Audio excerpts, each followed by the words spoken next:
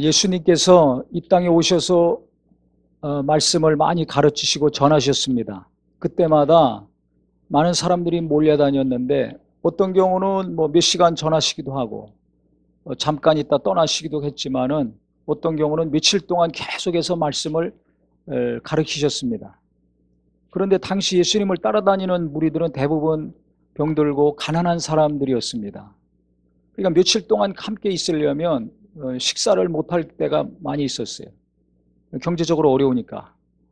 예수님이 불쌍히 여기셔가지고 그래서 5병이요 7병의 이적을 일으키셨습니다.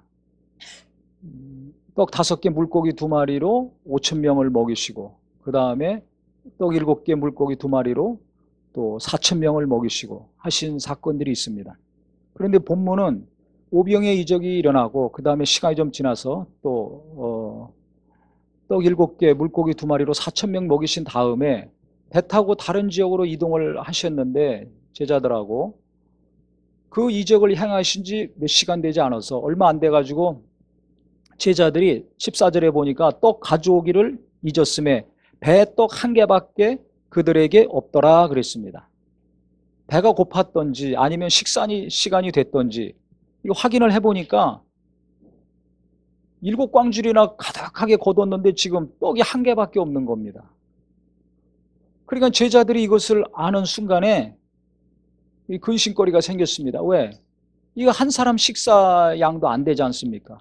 12제자하고 예수님까지 하면 13사람이 먹을 식사가 있어야 되는데 이게 떡 1갑밖에 없어요. 우리 한국에서 번역했으니까 떡이지 이게 원래 빵이죠. 그쪽은 밀농사를 지니까. 우리는 벼농사를 지니까 밥을 먹는 것이고 떡을 먹는 것이고 거기는 밀농사니까 이제 원래는 빵인데 어쨌든 한 끼 식사도 안 되는 거예요. 그래서 이 떡이 하나밖에 없으니까 이게 어떡하냐. 이게 우리 먹을 것이 없는데 어떻게 이거 허기를 때우느냐. 이 근심거리가 됐습니다. 그런데 이것이 12제자 모두의 근심거리가 됐습니다. 떡 하나밖에 없으니까. 아니 그 7광줄이 남았는데 그 하나 누가 챙겨와야지. 그 절반이라도 좀 가져오지. 아무도 못 챙긴 거예요. 이 사람들이 하도 많고 또 배 타고 이동하고 해야 되니까 정황이 없었겠죠. 그래서 아무도 그걸 안 챙겼어요. 그래서 예수님이 함께 하셨지만 제자들에게는 지금 제일 큰 문제가 이거 밥 먹는 문제였습니다. 먹고 사는 게 항상 중요하죠. 먹을 게 있어야지 살지 굶고는 못 살잖아요. 제자들도 지금 먹을 것이 없어서 이게 지금 심각했습니다. 그래서 오직 거기에만 지금 빠져 있는 거예요. 근데 이때 예수님이 뭐라고 하셨냐면 15절에 예수께서 경고하여 이르시되 삼가 바리새인들의 누룩과 헤롯의 누룩을 주의하라 하시니 그랬어요. 예수님은 지금 제자들에게 고민하시다가 경고하사 그랬습니다. 그러니까 경고할 정도면 굉장히 중요한 내용 아닙니까? 무엇을 말씀하셨냐면 바리새인들과 헤롯 안디바 왕의 누룩을 주의해라. 이 누룩은 곰팡이잖아요. 곰팡이는 금방 퍼집니다. 근데 이 누룩이 뭐냐? 이 외식하는 자들, 이 외식, 위선을 경고하신 겁니다. 믿음은 없는데, 실제 내면에 믿음은 없는데 제일 믿음인 척하는 바리새인들, 사두개인들, 율법사들, 제사장들, 또 이 왕, 믿음은 없는데 믿음 있는 척하고 진심으로 하지 않으면서 외식하면서 인정받으려고 하고 대우받으려고 하고 존경만 받으려고 했던 이 사람들의 이 거칠의 겉모습, 속과 겉이 다른 거, 이거 본받으면 안 된다. 그거 부러우면 안 된다. 이것을 지금 말씀하시는 겁니다. 왜냐하면 예수님이 가시는 곳곳마다 바리새인들이 쫓아다녔거든요. 그들은 거의 다 외식하는 자들입니다. 자기들이 더 믿음이 좋다고 생각했기 때문에 일반 백성들은 무시했습니다. 저 믿음 없는 것들, 말씀도 모르는 것들, 금식도 안 하고 기도도 안 하고 구제도 안 하고 하는 사람들 아주 싹 무시했거든요.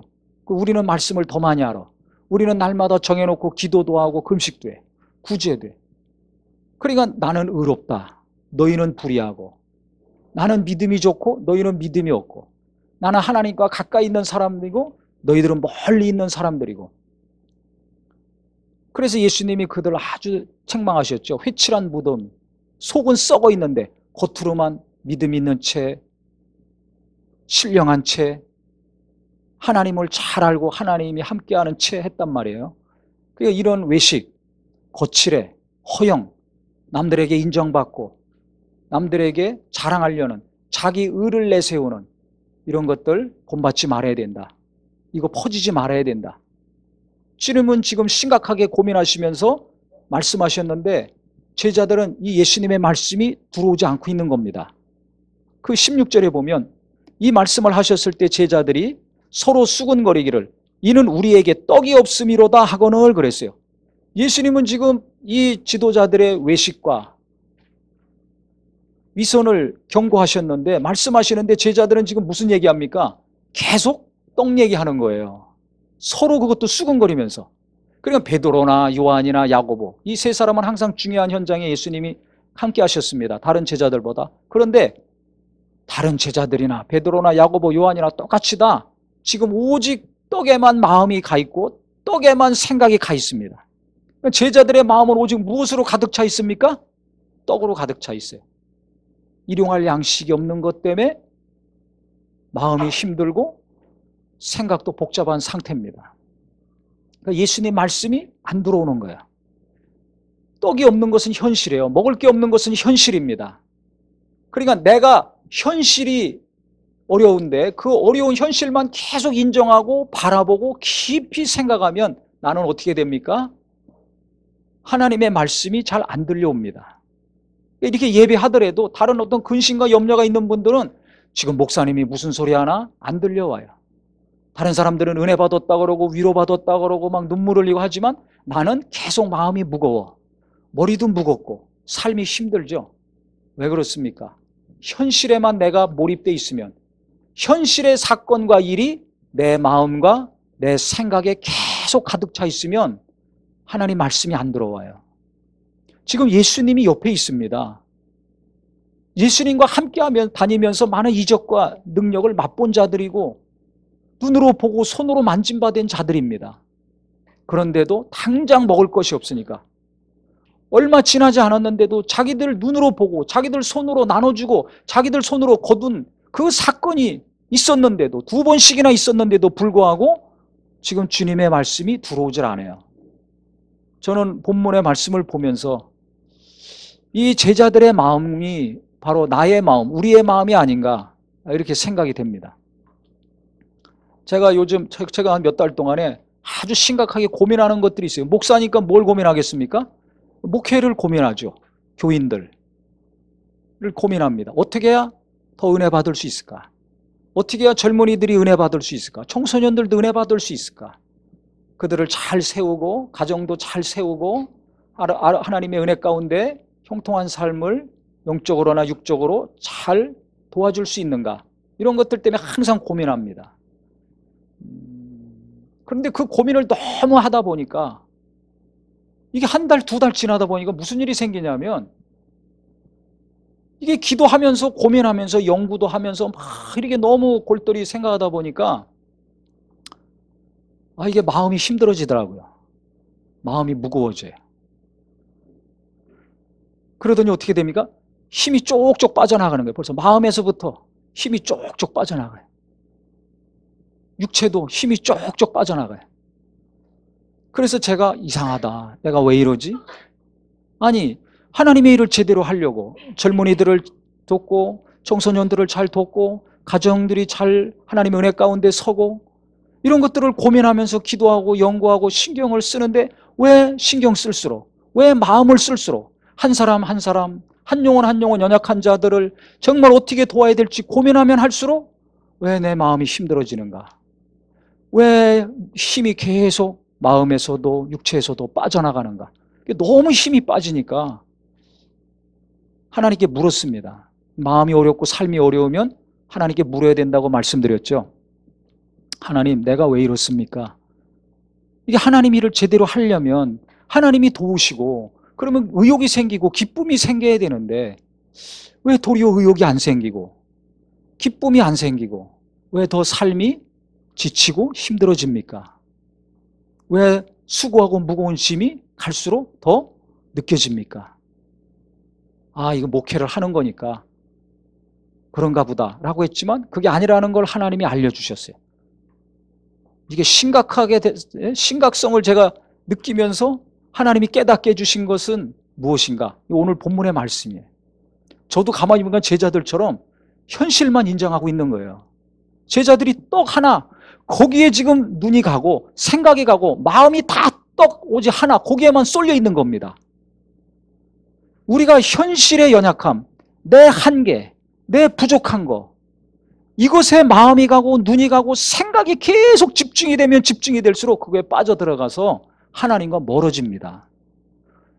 제가 하나님 일 한다고 성도님들 신경 쓰고 젊은이들 신경 쓰고 청소년들 신경 쓰고 했는데 가만히 보니까 신경 쓸수록 하나님과 멀어졌더라고요. 이게 제자들의 이야기가 아니라 저의 이야기요, 우리의 이야기라고 생각이 됐어요. 그래서 이때 예수님이 뭐라고 그러셨냐면, 잘 보세요. 17절에 예수께서 아시고 그랬어요. 뭘 아시는 거예요? 제자들의 마음을 아시는 거죠. 지금 외식하고 위선하는 것, 그거 경고를 하시는데 떡 얘기만 하잖아요. 먹고 사는 것 때문에 지금 제자들이 근심에 걸려 있구나. 먹고 사는 것 때문에 자식들 어떻게 키워야 될까? 노후에 어떻게 살아야 될까? 어떻게 살아야 되는 게 우리에게 항상 심각한 문제요, 근심거리 아닙니까? 이 문제에 제자들이 많이 낙심하고 괴로워하고 번민하고 있다는 걸 주님이 아신 겁니다. 그렇다면 내 번민, 내 괴로움, 현실의 연약함과 나의 부족함 때문에 내가 힘들어하는 거 주님이 아실까요? 모르실까요? 아신다는 믿음이 있기를 예수 이름으로 축원합니다. 옆에 있는 사람도 모르고 가족도 모르지만 나만 갖고 있는 그 절망과 좌절과 고민, 어려움, 주님은 아시는 거예요. 이거 해라 저거 해라 말씀만 하시는, 나를 괴롭히는 예수님이 아니라, 나를 부담 갖게 하는 하나님의 말씀이 아니라 내 사정을 아시는 하나님을 인정하시기를 예수 이름으로 축원합니다. 그러니까 제가 고민하면서 힘이 계속 빠지는 상태에서 가만히 하나님을 생각하고 바라보니까 내가 하나님과 멀어졌구나. 하나님 일 제대로 열심히 한다고 하면서 하나님과 멀어졌다는 걸 깨달았어요. 그 주님이 아시는 거예요. 그래서 깨닫게 하셨는데, 여기도 보면 주님이 제자들 아시고서 뭐라고 하셨는가 잘 보세요. 이르시되 너희가 어찌 떡이 없으므로 수군거리느냐. 이 먹고 사는 문제 때문에 이 제자들이 계속 고민하고, 고민이 심하니까 입으로 나오는 거 아닙니까? 그 12제자가 다 이 문제로 수군거리는 걸 아시고서 뭐라고 하셨는가? 아직도 알지 못하며 깨닫지 못하느냐? 너희 마음이 둔하냐? 그랬어요. 즉 떡에만 마음이 가 있으니까, 먹고 사는 거에만 마음이 가 있으니까 어떻게 되냐면 마음이 둔해졌다는 겁니다. 즉 일과 사람과 현실에만 내 눈과 마음과 생각이 계속 가면, 집중이 되면 하나님 앞에서 내 마음이 무뎌집니다. 둔해집니다. 이걸 하나님이 알려주신 거예요. 저에게, 제자들에게 예수님이 지금 문제는 뭐냐면 먹고 사는 게 문제가 아니라, 떡이 하나만 있는 게 문제가 아니라 너희 마음이 둔해졌다. 이게 문제다. 이걸 알려주시는 겁니다. 그러면서 예수님이 깨닫게 하시려고 이제 질문을 하십니다. 이때 왜 이렇게 믿음이 없냐? 정죄하거나 야단치지 않고 질문을 하세요. 스스로 깨닫고 깨달아야 평안을 얻고 문제가 해결되지 않습니까? 그래서 어떤 질문을 하셨냐면 19절에 보니까 내가 떡 5개를 5,000명에게 떼어줄 때 조각 몇 바구니를 거두었느냐? 너희들이 거뒀으니까 몇 바구니 거두었느냐 그랬더니 12바구니 거뒀습니다. 맞습니까? 틀립니까? 정확한 답을 얘기했습니다. 그 다음에는 7개를 4,000명에게 떼어줄 때 조각 몇 광줄이 거두었더냐? 이르되 7인이다. 7개 거뒀다고 또 얘기를 해요. 그러니까 제자들은 계산은 너무 잘하고 있습니다. 예, 웃으시죠? 누구랑 똑같습니까? 그렇죠. 나하고 똑같지 않아요. 하나님 말씀 뭘 했는지, 오늘 설교가 뭔지, 성경에 뭐가 있는지 몰라. 뭐가 뭔지 몰라. 복잡해. 근데 계산은 누가 시키지 않아도 너무 잘해. 내가 오늘 얼마를 벌고 다음 달에 뭐가 들어가고 얼마를 투자했는데 얼마가 남아야 되는데 뭐가 잘 됐나 못 됐나 이 계산은 너무 잘합니다. 제자들이나 우리나 같아요, 달라요? 같아요. 뭐 믿음이 있냐 없냐, 능력이 있냐 없냐 자기들끼리 그러는 거지. 하나님 보실 때는 다 거기서 거깁니다. 아, 오늘 은혜 많이 받으시네. 의인은 없나니 하나도 없다. 자, 죄인이 예수님의 은혜로 구원받고 사는 겁니다. 하나님의 은혜로 부부간에도 부모 자식 간에도 성도 간에도 하나님의 은혜로 성격이 다르고 추구하는 것이 다르고 상처도 주고받고 실망도 하지만 하나님의 은혜로 사는 겁니다. 뭔가 잘나서 똑똑해서 완전해서 사는 사람은 하나도 없다고 성경은 말하고 있어요. 제자들은 예수님과 함께 살았잖아요. 직접 눈으로 보고 손으로 만짐받은 자들이잖아요. 이적의 현장을 날마다 보고 그 능력의 말씀을 날마다 들었는데도 불구하고 지금 얼마 안 돼가지고 떡 없는 것 때문에 지금 이렇게 근심이 충만해가지고 떡 얘기만 하고 있는 거예요. 꼭 나의 모습, 우리의 모습을 보는 것 같지 않습니까? 그러면서 21절에 뭐라고 말씀하십니까? 이르시되 아직도 깨닫지 못하느냐 하시니라 그랬어요. 깨달으라는 거죠. 뭘 깨달으라는 겁니까? 내가 너희와 함께하고 있다. 이걸 먼저 깨달으라는 겁니다. 5,000명 떡 5개 물고기 2마리로 5,000명이 배불리 먹고 12광줄이 너희들 손으로 거뒀지 않았느냐? 4,000명도 배불리 먹고 7광줄이 거뒀지 않았느냐? 모자라지 않게 내가 다 배불리 먹였고 그 다음에 그렇게 많이 12광줄이 7광줄이 거두게 했는데 왜 깨닫지 못하느냐? 너희들 배고픈 거 걱정하지 말아라. 내가 안 굶긴다 이거예요. 무엇을 먹을까 마실까 입을까 걱정하지 말아라. 내가 알아서 다 배부르게 하고 먹고 살게 해주겠다. 이 말씀을 하시는 겁니다. 이 말씀이 내게, 내 가정에게, 내 자손들에게 하는 음성으로 들리기를 예수 이름으로 축원합니다. 그러니까 우리가 하나님이 나와 함께 하신다는 믿음이 없으면 맨날 떡 하나 가지고 근심하듯이 맨날 계산하면서 근심하고 염려하고 마음이 힘이 쪽쪽 빠지는 자가 돼요. 육체는 멀쩡하지만 몸에서도 기운이 쪽쪽 빠지는 자가 됩니다. 하나님이 그걸 제게 알려주셨어요. 하나님의 일을 하는 사람이라 할지라도 성도들을 잘 돕고 양육하고 온전케 하려고 고민하는 사람이라 할지라도 하나님이 함께 하심을 인정하지 않고 기도는 하고 교인들은 염려하는데 교인들을 내가 어떻게 직접 하려고 하니까 무엇을 도와줘야 되나? 어떻게 해야 되는가? 저와 교인들만 생각하니까 근심이 깊어지고 힘이 빠지는 거예요. 누가 빠져 있는 겁니까? 하나님이 빠져 있잖아요. 그걸 하나님이 깨닫게 해주신 거예요. 박정현 목사야, 너 왜 힘 빠지고 있는 줄 알아? 너 왜 계속 마음이 무거워지는 줄 알아? 왜 머리도 무겁고 몸도 힘든 줄 아냐? 나한테 맡기라 이거죠. 내가 살아있다. 나는 너와 함께한다. 지금 예수님도 그 말씀이에요. 왜 떡 하나 있는 것만 보고서 그거 가지고 이렇게 근심하고 염려하고 내 말은 듣지도 않고 신경도 안 쓰고 계속 너희들끼리 수군거리느냐? 왜 부부간에 부모 자식간에 성도간에 왜 계속 수군거리기만 하고 염려하고 근심만 하고 있느냐? 내가 그렇게 크게 역사했는데 다 배불리 먹여주고 남게 거두게 했는데 나를 믿어라. 내가 너희와 함께한다. 주님이 원하시는 것은 내가 너희와 함께하니까 나를 믿으라는 겁니다. 우리는 가정에서, 일터에서, 직장에서, 학교에서, 교회에서 하나님이 나와 함께 하심을, 내 가족들과 함께 하심을 믿는 믿음이 있기를 예수 이름으로 축원합니다. 이게 우리의 연약함이에요. 제자들 함께 했는데도 몇 시간 만에 믿음이 없어졌잖아요. 우리도 마찬가지입니다. 아무리 하나님이 지금까지 능력을 지금 여기 보세요. 계산 잘하잖아요. 우리도 계산 잘하지 않습니까? 지금까지 하나님이 나를 굶기시거나 헐벗게 하셨습니까? 잘 생각해 보세요. 저도 잘 생각해 봤어요. 교회를 개척해서 지금까지, 또 제가 헌신해서 젊었을 때 헌신해서 지금까지 살면서 하나님이 굶기시거나 헐벗게 하시거나 잠 못 자게 하신 적이 하나도 없어요. 근데 뭔가 욕심이 많으면, 더 많은 것을 얻으려고 한다면 이제 시험에 들겠지만은, 진짜 욕심이 없는 사람이라면 하나님이 항상 필요할 때마다 입히시고 재우시고 먹이시고 기르게 하시고 교육시키시고 양육하신 것을 알 수 있을 것입니다.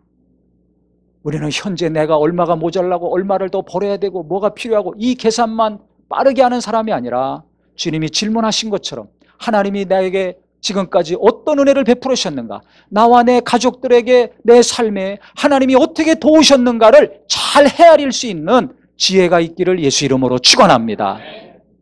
그래서 주님이 지금 깨닫게 하시는 것은 내가 너희들과 함께하고 있다. 내가 다 배부르게 해줬잖아. 너희들 손으로 남을 정도로 내가 정말 도와줬잖아. 그러니까 염려하지 말아라. 걱정하지 말아라. 능력 있는 내가 너희와 함께하니까 너희들은 근심하지 말아라는 메시지입니다. 근데 우리는 열심히 하나님 일이건 사업이건 자녀를 양육하건 직장일이건 공부건 한다고 하면서 하나님이 빠져 있을 때가 너무나 많아요. 하나님 찾으면서 주여 주여 하면서도 하나님을 실제 인정하지 않고 일하고 살 때가 많습니다. 그래서 주님이 지금 말씀하시는 것은 내가 너와 함께하는 것을 너희들이 알아라. 나는 능력이 있어. 너희들의 연약한 문제, 너희들 힘으로 할 수 없는 거 내가 능히 해결해 줬잖아. 앞으로도 해결해 줄 거야. 그러니까 떡 가지고 씨름하지 말고 근심하지 말아라. 눈을 돌려서 나를 보고 귀를 열어서 내 음성에 귀를 기울여라. 이 말씀을 하시는 겁니다. 그래서 우리가 먹고 사는 거 지금 얼마나 힘듭니까? 앞으로도 힘들어질지 모릅니다. 하지만 내가 나와 함께 하시는 하나님, 임마누엘 하시는 하나님을 내가 인정한다면 그분은 나보다 더 능력이 있어서 내 사정을 하시고 나를 도우시는 하나님. 왜 나를 도와주세요? 나를 사랑하시니까. 그래서 우리가 믿는 것은 세 가지가 항상 이게 믿어져야 돼요. 뭘 믿어야 되냐면 하나님은 나와 함께 하시는 분, 근데 그분은 나를 사랑하시는 분, 능력이 많은 분, 이 세 가지를 믿는 믿음이 있기를 바랍니다. 나보다 능력이 많으니까 나는 할 수 없지만, 내가 아무리 고민하고 힘쓰고 노력해도 안 되지만 하나님은 능력이 있으니까 그분이 함께 하시면 그분의 능력으로 내 힘으로 할 수 없는 일이 되거든요. 5,000명, 4,000명 배부르게 먹일 수 없지만 제자들이 주님이 함께 하시고 주님이 능력을 베푸시니까 배불리 먹지 않습니까? 한 것처럼 주님이 내게 능력도 주시고 지혜도 주시고 그분은 나를 사랑하기 때문에 내 마음을 위로하시고 붙들어 주시고 인도하신다는 이 믿음이 있다면 어느 순간에 그 믿음을 통해서 눈에는 안 보이지만 이게 들어와요. 안으로 들어옵니다. 내 안으로, 마음속으로 들어와요. 그분의 위로가 내게 들어옵니다. 할렐루야. 그분의 함께 하심을 내가 인정할 때 하나님의 위로와 평안이 나를 어루만집니다. 그러면서 이제 마음에 힘이 생기는 거예요. 육체도 힘이 생기고, 고민하면 고민할수록, 생각하면 생각할수록 힘이 빠졌는데 하나님이 나와 함께 하시는데 그분은 나를 사랑하시고 그분은 능력이 많으신 분이고 내 사정을 잘 알으셔서 나를 잘 도우시는 분이라는 것을 임마누엘의 하나님을 인정하니까 그때부터 위로가 되더라고요. 괴로웠는데 평안해지고, 무거운 짐이 갈수록 늘어났는데 이 무거운 짐이 갈수록 가벼워집니다. 할렐루야. 이 은혜가 우리 모두에게 체험이 되기를 예수 이름으로 축원합니다. 그래서 어려서부터 주일학교 다니면서 들은 하나님, 옛날부터 들은 하나님, 그 머릿속에만 있는 하나님인데 나하고는 너무나 먼 하나님 아닙니까? 나하고 멀리 떨어져 있는 하나님, 내 마음과 내 현실의 어려움과는 너무나 먼 하나님이 아니라 누구만 도와주시는 하나님, 나는 안 도와주시는 하나님이 아니라 나와 함께 하시는 하나님, 임마누엘 하시는 하나님, 어려울 때나 슬플 때나 괴로울 때나 기쁠 때나 관계없이 항상 나와 함께 하시는 하나님을 인정할 때 그 하나님의 위로와 사랑과 능력과 지혜가 내게 임합니다. 노아 때 하나님이 물로 심판하셨습니다. 그 세상을 물의 심판으로 멸하셨죠. 그리고 노아와 그 자손들만 방주에서 살아났어요. 그때 하나님이 노아에게 무지개를 보여주시고 약속하셨습니다. 다시는 내가 이 물로 심판하지 않겠다. 마지막 때 주님이 오시면 이제 불의 심판은 있죠. 이 눈에 보이는 모든 것들이 불로 녹아지고 없어지는데 그 이전까지는 내가 심판하지 않겠다, 쓸어버리지 않겠다 이거죠.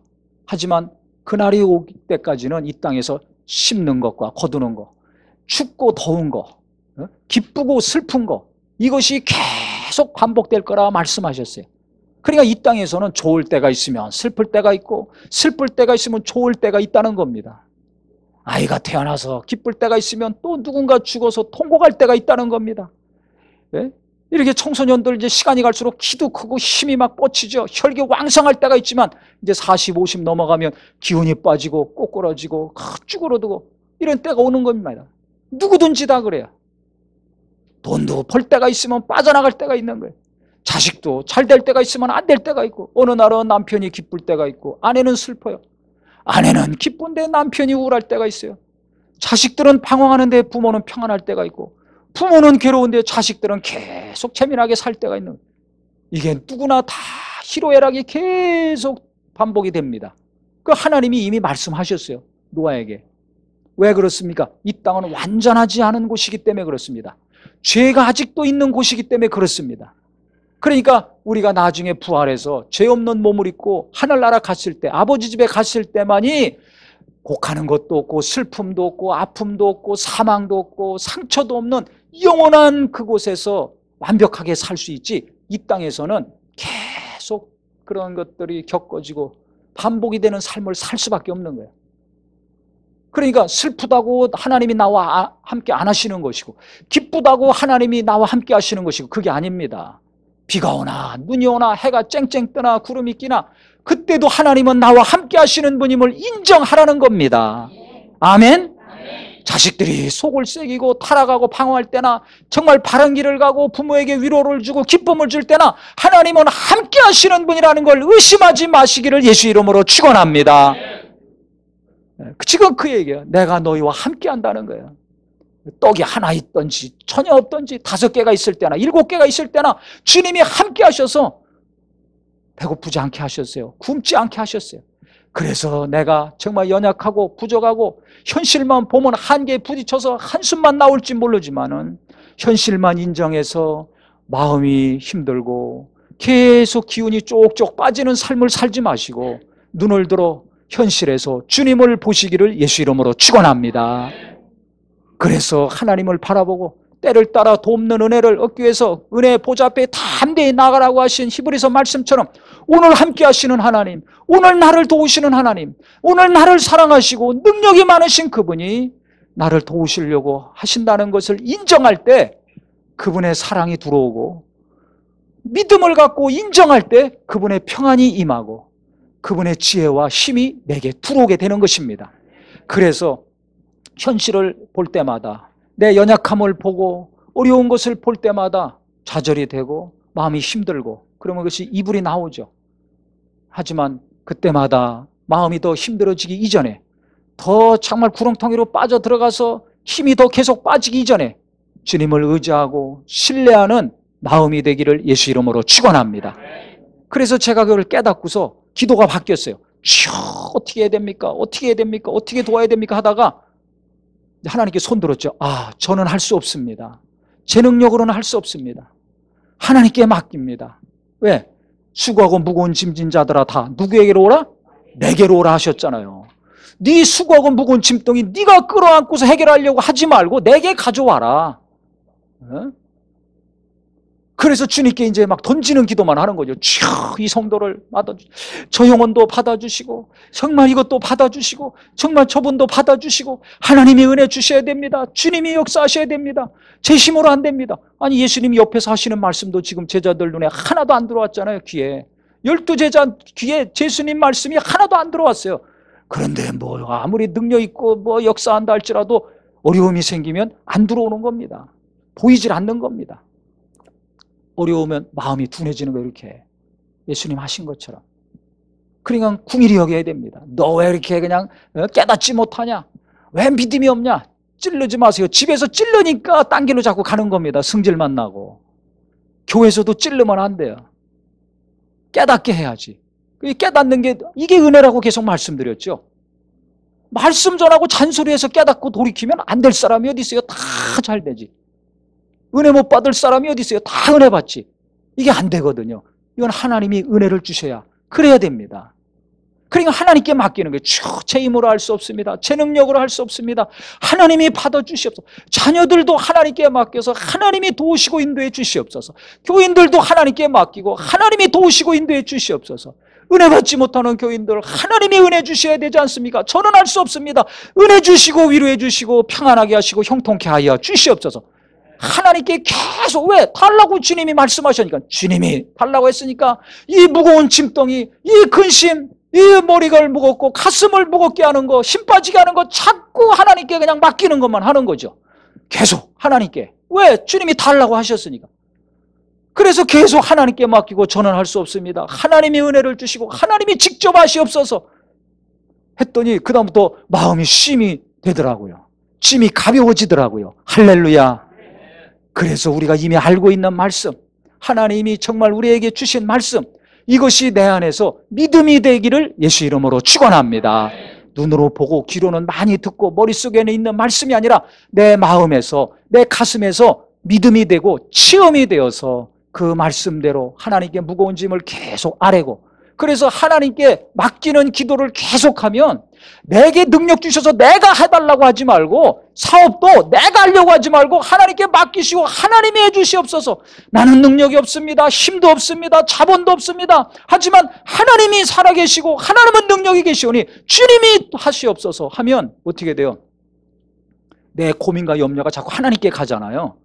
내가 부담 갖고 끌어안았던 것이 자꾸 하나님께 가잖아요. 그러니까 내 마음이 가벼워지는 겁니다. 머리도 가벼워지는 겁니다. 그 다음에 믿음이 생기잖아요. 하나님이 의지하니까 하나님을 의지하고 하나님께 자꾸 맡기고 하나님으로 일하시게 하니까 믿음이 갈수록 좋아져요. 믿음이 생겨져요. 그러니까 힘 빠지던 마음에 뭐가 생깁니까? 힘이 생기는 겁니다. 할렐루야. 할렐루야. 힘 빠지던 육체도 이제 뭐가 생겨요? 힘이 생긴다니까요. 그러니까 무조건 도와달라고 기도인데 무조건 내가 할 거니까 나를 도와주셔서 이렇게 하지 말고 나는 못하니까 하나님이 하시옵소서. 아멘? 이거 제가 체험한 거예요. 깨달은 거예요. 우리는 근데 나를 도와주시옵소서. 나를 도와주시옵소서. 그러면 어떻게 되냐면 현실만 계속 내가 인정하고 현실 속에 빠져들어가요. 헤어나질 못해요. 그럼 기도하면서도 힘 빠져요. 하나님 일 하든지 세상 일 하든지 열심히 하면서도 이게 힘 빠진다니까요.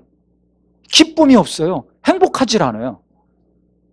그럼 회의가 들잖아요. 하지 마라?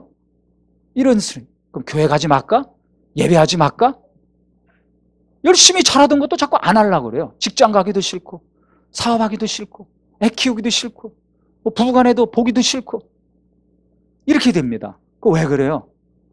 기도를 바꾸셔야 돼요. 내가 하려고 하면 안 돼요. 하나님 깨닫게 하시는 거예요. 그래서 하나님께 맡겨라. 수고하고 무거운 짐, 자식이 수고하고 무거운 짐 하나님께 자꾸 맡겨야죠. 나는 못하니까 하나님이 우리 자녀들 어루만져 주시옵소서. 붙들어 주시옵소서. 사업도 자꾸 맡기면서 하나님, 주님이 사업가가 되시고 회장님이 되시고 사장님이 되셔서 인도하여 주시옵소서.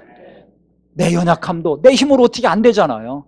그러니까 내 육체를 맡기든지 내 성품을 맡기든지 내 삶을 맡기면서 나는 못하니까 하나님 도와주시옵소서. 하나님이 하시옵소서. 그래서 나를 붙드시고 주님이 영광 받아 주시옵소서. 자꾸 마음에 무거운 짐을, 머리에 무거운 짐을 하나님께 자꾸 맡겨놓고 하나님이 해달라고, 하나님이 하시라고 하니까 마음이 가벼워지고 머리도 가벼워지고 마음도 힘이 생기고 육체도 힘이 생기고 소망이 생기는 겁니다. 그래서 하나님을 인정하는 마음이 되기를 예수 이름으로 축원합니다. 그분은 나를 정죄하지 않고 나를 꾸짖지 아니하시고 나를 사랑하시고 지혜가 부족하거든 후히 주시고 꾸짖지 않으시는 하나님께 구하라 말씀하셨잖아요. 사람들은 자꾸 달라 그러면 싫어합니다. 한두 번 주는 거지 자꾸 손 벌려보세요. 누가 좋아합니까? 근데 하나님은 계속 부족한 거 아무리 구한다 할지라도 꾸짖지 아니하시는 하나님이라는 겁니다. 할렐루야. 얼마나 감사하고 고마운 하나님입니까? 얼마나 감사하냐 이거요.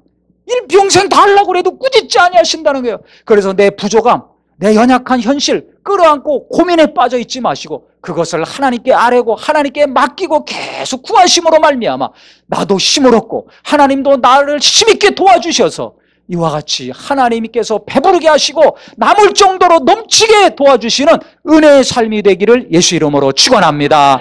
예수 이름으로 축원합니다. 기도하겠습니다.